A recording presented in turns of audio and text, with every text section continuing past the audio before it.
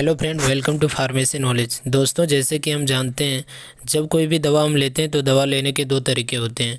पहला, दवा आप खाते हैं मुंह से, जो आप पेट में चला जाता है, और फ्रेंड्स दूसरा, इंजेक्शन्स के माध्यम से हमारी बॉडी में इंजेक्ट कर दिया जाता है। तो फ्रेंड्स, कभी आपने सोचा है जो दवा हम लेते हैं पेट में जाने के बाद क्या कर रहा है? उस दवा को कैसे पता कहाँ जाना है और किस पार्ट को ठीक करना है? तो फ्रेंड्स, आइए हम देखते हैं हमारे शरीर में दवा कैसे काम करती है। फ्रेंड्स, जब हम दवा लेते हैं तो दवा हमारे शरीर के लिए फूड की तरह होती है। फ्रेंड्स, जब हम फूड लेते हैं तो माउथ ईसोफेगस से होते हुए वह स्टमक में चला जाता है, हमारी अमाशय में, और अमाशय से होते हुए इंटेस्टाइन्स में चला जाता है, अग्नाशय में। और फ्रेंड्स, अग्नाशय में एब्जॉर्ब्स होने के बाद मेटाबॉलिज्म्स के लिए लीवर्स में भेज दिया जाता है। और फ्रेंड्स, लीवर ही डिसाइड्स करता है कि उसे rest of the body part में भेजना या नहीं भेजना। फ्रेंड्स, लीवर के बारे में थोड़ा हम देख लेते हैं। लीवर हमारे शरीर का सबसे बड़ा ऑर्गन्स होता है, जिसे सेकंड ब्रेन भी कहा जाता है। फ्रेंड्स, इसको सेकंड दिमाग इसलिए कहा जाता है क्योंकि यह ब्रेन्स के अलावे अपने ही स्वयं बहुत सारे डिसीजंस लेता है, इसलिए इसे सेकंड ब्रेन्स भी कहा जाता है। फ्रेंड्स, हमारे शरीर में सबसे ज़्यादा रीजनरेशन पावर लीवर का होता है। अगर लीवर को 50% काट भी दिया जाए तो फ्रेंड्स लीवर रीजनरेट हो जाती है। अब हम लीवर की फंक्शंस के बारे में बात कर लेते हैं। फ्रेंड्स, लीवर एक प्रकार का गेट कीपर की तरह काम करता है। इंटेस्टाइन से जो भी मटेरियल हमारे लीवर तक पहुंचती है उसे लीवर ही डिसाइड्स करती है इस चीज़ों को हमारे शरीर के डिफरेंस पार्ट में भेजना चाहिए या नहीं भेजना चाहिए। अगर भेजना चाहिए तो किस पार्ट को भेजना चाहिए और कितना भेजना चाहिए, ये डिसीजन लीवर का होता है। फ्रेंड्स, आप सोच रहे होंगे, अच्छा लीवर को कैसे पता चलता है या फूड है या पॉइजन? तो आप इमेजिन कीजिए, आपके घर के सामने एक गेट कीपर है और आपने उस गेट कीपर को बता रखा है कि अगर कोई मेरा दोस्त आए तो उसे अंदर आने देना है। तो फ्रेंड्स, अब क्वेश्चन आती है कि गेट कीपर्स को कैसे पता चलेगा कि वह दोस्त है या दुश्मन? तो फ्रेंड्स, आपने अपने गेट कीपर को एक लिस्ट दे रखा है जिसमें दोस्त और दुश्मन दोनों का नाम दिया हुआ है। अब वह आसानी से पहचान लेगा। अगर कोई दोस्त आता है तो उसे अंदर आने देगा, अगर कोई दुश्मन से आता है तो उसे बॉडी से बाहर कर देगा। फ्रेंड्स, सेम प्रोसेस हमारे लीवर के साथ होता है। खाने से रिलेटेड हमारे लीवर के पास सारे इन्फॉर्मेशंस होता है। जब आप कुछ भी खाते हैं तो लीवर चेक करता है कि वह फूड है या पॉइजन्स। अगर फूड होता है तो उसे बॉडी के डिफरेंस पार्ट में भेज दिया जाता है, और अगर पॉइजन्स होता है तो बॉडी से बाहर कर दिया जाता है। फ्रेंड्स, जब हम दवा लेते हैं तो लीवर्स के लिए दवा पॉइजन्स की तरह होता है, उसके लिस्ट में उसका नाम नहीं होता, इसीलिए लीवर दवा को बाहर निकाल देता है।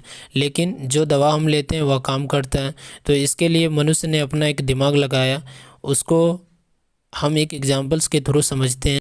मान लीजिए एक पुलिस वाला है, उसको इन्फॉर्मेशंस मिला है कि शहर में चोरी हुआ है और पुलिस वाले को चोर्स की पिक्चर दे दिया गया।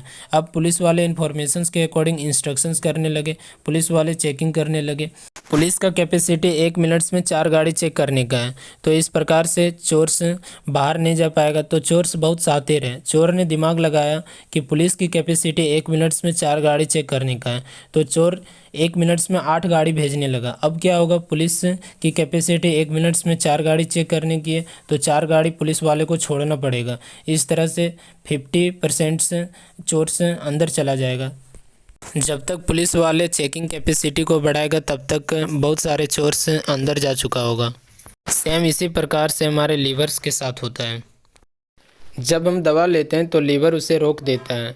हम क्या करते हैं, जितनी कैपेसिटी लीवर को दवा रोकने की होती है उससे 2 गुनी डोज लेते हैं। अब 50% दवा जिसको लीवर नहीं रोक पाता वह ब्लड वेसल्स के थ्रू हमारे अफेक्टेड पार्ट तक पहुंचती है और उसे ठीक करता है। जब उसकी कैपेसिटी बढ़ जाएगी तो दवा फिर से काम करना बंद कर देता है, जिसे डॉक्टर्स दवा का डबल डोज देता है, जैसे diabetes, pain killer, high blood pressures के केस में होता है। फ्रेंड्स, जैसे कि हम जानते हैं, diabetes, pain killer, high blood pressures के केस में क्या होता है, जब हम लंबे समय तक ड्रग्स को यूज करते हैं तो ड्रग्स हमारी बॉडी में रेजिस्टेंस कर जाता है, जिनके कारण दवा का असर हमारी बॉडी पे नहीं होता। तो डॉक्टर्स क्या करता है, ड्रग का डबल डोज देने लगता है, जिनके कारण से दवा का असर हमारी बॉडी में होता है। फ्रेंड्स, कभी कभी क्या होता है, लीवर से या तो डैमेज हो जाता है या तो लीवर अपनी इतनी कैपेसिटी बढ़ा लेता है कि दवा का असर ही नहीं होता, तो हमें उस समय इंजेक्शन्स का सहारा लेना पड़ता है। बिना लीवर के हेल्प लिए डायरेक्ट ड्रग को बॉडी में इंजेक्ट करते हैं। एक बात आपको बहुत अच्छे से याद रखना चाहिए, हमारा जो इंजेक्शन्स होता है हमारे शरीर के लिए बहुत ही ख़राब होता है, क्योंकि यह ब्लड वेसल्स के एंडोथेलियम लेयर पे घाव बना लेता है। क्या आपको पता है कि जो हमारे एंडोथेलियम लेयर होता है वह एक प्रकार के केमिकल प्रोड्यूस करता है जिसका नाम नाइट्रिक ऑक्साइड्स है।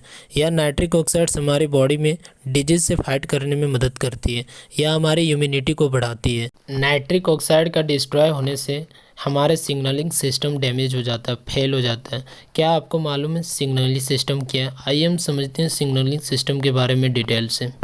कभी आपको मिठाई खाने का मन कर रहा है, आपका ब्रेन्स को मैसेज मिला मिठाई खाने वाले हो आप, आपकी ब्रेन्स पैंक्रियाज को सिग्नल्स दिया, पैंक्रियाज इंसुलिन बनाना शुरू कर देगा। अब क्या हुआ, आप जो ही मिठाई को मुंह में लेते हैं आपकी ब्रेन्स फिर से इन्फॉर्मेशंस देता है पैंक्रियाज को कि मिठाई आने वाला है। पैंक्रियाज इंसुलिन बनाना शुरू कर देता है। जो ही हमारी मिठाई हमारे स्टमक्स में पहुंचती है, हमारी आमाशय में पहुंचती है, इंसुलिन बनना शुरू हो जाती है और इंसुलिन क्या करता है, जो हमारी ग्लूकोज रहता है उसको यूटिलाइज कर लेती है। फ्रेंड्स, नॉर्मली ऐसा हमारी बॉडी में होता है खाना खाने के बाद। अब हम बात कर लेते हैं फ्रेंड्स सिग्नलिंग सिस्टम्स खराब डिस्ट्रॉय कैसे होता है। फ्रेंड्स, कई लोग ऐसे होते हैं खाना खाने के समय टीवी देख रहे होते हैं। फ्रेंड्स, हमारा ब्रेन टीवी देख रहा होता है।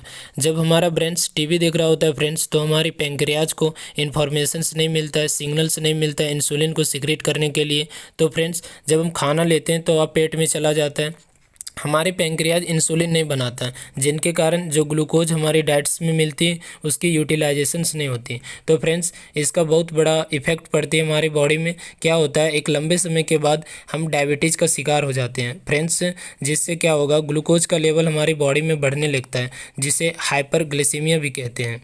आइए फ्रेंड्स, फूड्स के डाइजेशंस के मैकेनिज़म्स के बारे में थोड़ा डिटेल से हम समझते हैं। फ्रेंड्स, जब हम कोई फूड्स लेते हैं उसमें मेनली जो कार्बोहाइड्रेट्स होता है वह फाइनली ग्लूकोज में कन्वर्ट्स होता है।